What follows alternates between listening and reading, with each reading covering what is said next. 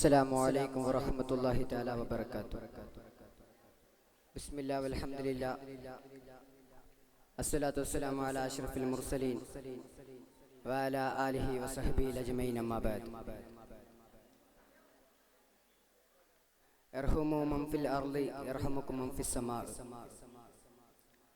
അഭയാർത്ഥികൾ ലോകത്തിന് മുമ്പിൽ ചോദ്യചിഹ്നമാകുമ്പോൾ എന്ന സമകാലിക ചുറ്റുപാടിൽ എന്തുകൊണ്ടും വിശാലമായ ചർച്ചയ്ക്ക് അവസരമൊരുക്കുന്ന ഒരു വിഷയത്തെക്കുറിച്ചാണ് ഇന്ന് ഞാൻ നിങ്ങളുടെ മുമ്പിൽ സംവദിക്കാൻ ആഗ്രഹിക്കുന്നത്. ഒരു രാജ്യത്തുണ്ടാകുന്ന അക്രമങ്ങളുടെയും ആഭ്യന്തര സംഘർഷങ്ങളുടെയും മറ്റു ഇതര പീഡനങ്ങളുടെയോ മനുഷ്യാവകാശ ലംഘനയുടെയോ പേരിൽ അവർ അത്രയും നാൾ ജീവിച്ച സ്വന്തം ദേശം വിട്ട് മറ്റൊരു രാജ്യത്ത് സുരക്ഷ തേടൽ നിർബന്ധിതമാകുന്ന ജീവിതങ്ങളെയാണ് നാം അഭയാർത്ഥികൾ എന്ന് വിളിക്കുന്നത്. ഐക്യരാഷ്ട്രസഭയുടെ അഭയാർത്ഥി ഹൈക്കമ്മീഷൻ 2024 പുറത്തിറക്കിയ കണക്ക് പ്രകാരം 43.7 ദശലക്ഷം അഭയാർത്ഥികൾ ഉൾപ്പെടെ 122.6 ദശലക്ഷം അഭയാർത്ഥികൾ നിർബന്ധിതമായി കുടിയിറക്കപ്പെട്ടു എന്നതാണ് വാസ്തവം. ലോകമെമ്പാടുമുള്ള അഭയാർത്ഥികളിൽ 2/3 ഭാഗവും 3 വർഷത്തിലേറെയായി അഭയാർത്ഥികളായി തുടർന്നുകൊണ്ടേയിരിക്കും. 10 ദശലക്ഷത്തോളം അഭയാർത്ഥികൾ അഭയം നേടാനാകാതെ 10 വർഷത്തോളമായി അലഞ്ഞുകൊണ്ടിരിക്കുന്നു. 2000 മുതൽ എല്ലാ വർഷവും ജൂൺ 20 നാം ലോക അഭയാർത്ഥി ദിനമായി ആചരിക്കുമ്പോഴും അഭയാർത്ഥികൾ ഉയർത്തു ചോദ്യങ്ങൾക്കുള്ള ഉത്തരങ്ങൾ കണ്ടെത്താൻ ഐക്യരാഷ്ട്രസഭയ്ക്ക് പോലും ആയിട്ടില്ല എന്നല്ലേ നാം മനസ്സിലാക്കേണ്ടത്.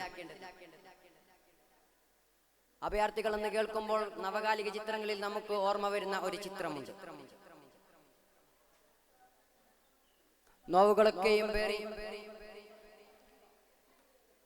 ഭീമമായ ചോദ്യത്തിനു മുമ്പിൽ ബോർഡറം കടൽ തീരത്ത് ജീവനറ്റ് കിടന്ന ഒരു പിഞ്ചു ബാലന്റെ ചിത്രം. 2015 ആഭ്യന്തര കലാപം കാരണം ജീവിതം ദുസ്സഹമായ സിറിയയിൽ നിന്നും അഭയസ്ഥലം തേടിയുള്ള യാത്രക്കിടയിൽ ഒരു ബോട്ട് തകർന്ന് ഒരു കുടുംബം പൂർണ്ണമായി മരണപ്പെട്ടപ്പോൾ ഓമനത്തം മാറാത്ത പിഞ്ചു മുഖം കടൽക്കരയിലെ മണൽത്തരികളിൽ അമർത്തിവെച്ച് നിശ്ചലമായി കിടക്കുന്ന 3 വയസ്സുകാരനായ ഐലാൻ കുർദിയുടെ മുഖമായിരുന്നു അന്ന് യൂറോപ്യൻ യൂണിയന് അഭയാർത്ഥികളോടുള്ള സമീപനത്തെ മാറ്റി ചിന്തിപ്പിക്കുവാൻ പ്രേരിപ്പിച്ചത്. ഇസ്ലാമിക ചരിത്രത്തിനും ഒരു അഭയാർത്ഥി സമൂഹത്തെ പരിചയപ്പെടുത്താനുണ്ട്. നോവുകൾ പേറി ജന്മനാട്ടിൽ നിന്നും വിട്ടിറങ്ങിയ ഒരു സമൂഹത്തെ മുഴുവനും ഏറ്റെടുക്കുകയും അവർക്ക് ആവശ്യമുള്ളതെന്തോ അത് പകർന്നു നൽകുകയും ചെയ്ത അൻസാറുകളായ മദീനയിലെ നിവാസികൾ അവർക്ക് പ്രേരണ നൽകിയ ആശയമെന്തോ അതേ സിദ്ധാന്തത്തിലൂടെ മാത്രമേ നമുക്ക് അഭയാർത്ഥി ലോകത്തിനുള്ള പരിഹാരം കാണാനാവൂ എന്ന് ഞാൻ വിലയിരുത്തുകയാണ്. ഇർഹമു മൻ ഫിൽ അർളി ഇർഹമുക്കും മൻ ഫിസ് സമാ. ഭൂമി ലോകത്തുള്ളവരോട് കരുണ ചെയ്യുമെന്ന തിരുനബി അധ്യാപനത്തെയാണ് നാം അഭയാർത്ഥികളിൽ നിന്നും അൻസാറുകളിൽ നിന്നും വായിച്ചെടുക്കേണ്ടത്. പ്രിയപ്പെട്ടവരെ, ദേശീയത എന്ന സങ്കുചിതത്വത്തിൽ നിന്നും മാനവികത എന്ന വിശാലതയിലേക്ക് നമ്മുടെ ചിന്തകൾ ഉയരുമ്പോഴാണ് അഭയാർത്ഥി നോവുകളെ അറിയാനും മനസ്സിലാക്കുവാനും നമുക്ക് സാധ്യമാകുന്നത്. രവീന്ദ്രനാഥ് ടാഗോറിന്റെ പ്രശസ്തമായ ഒരു വാക്കുണ്ട്. അദ്ദേഹം പറയുന്നു, patriotism cannot be our final spiritual shelter. My refuge is humanity.